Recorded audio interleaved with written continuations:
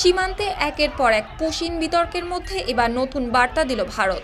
অবৈধভাবে বসবাসকারী বিদেশি নাগরিক, বিশেষ করে বাংলাদেশিদের বিষয়ে নিজস্ব আইন অনুযায়ী ব্যবস্থা নেওয়া হবে বলে জানিয়েছে দেশটি। একই সঙ্গে এসব ব্যক্তিকে বাংলাদেশে ফেরত পাঠানোর প্রক্রিয়া আরও দ্রুত ও সহজ করতে ঢাকার সহযোগিতা কামনা করেছে নয়াদিল্লি। শুক্রবার দিল্লিতে এক ব্রিফিংয়ে এসব কথা বলেন ভারতের পররাষ্ট্র মন্ত্রণালয়ের মুখপাত্র রণধীর জয়সাওয়াল। তার বক্তব্যের বরাতে এ তথ্য জানিয়েছে ভারতীয় সংবাদ সংস্থা ANI।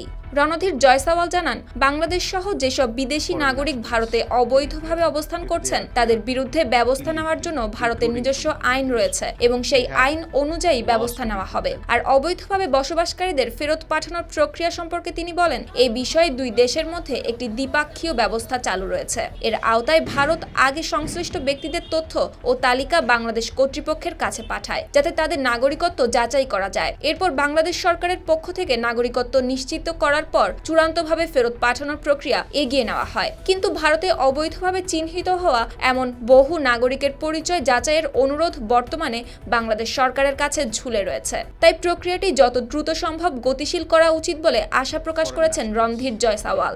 তার মতে, যাতে ভারতে অবৈধভাবে অবস্থান করা ব্যক্তিদের নিজ দেশে ফেরত পাঠানোর প্রক্রিয়াটি কোনো বাধা ছাড়াই সহজ ও দক্ষতার সাথে সম্পন্ন করা যায়। সুপ্তি রায়, RTV।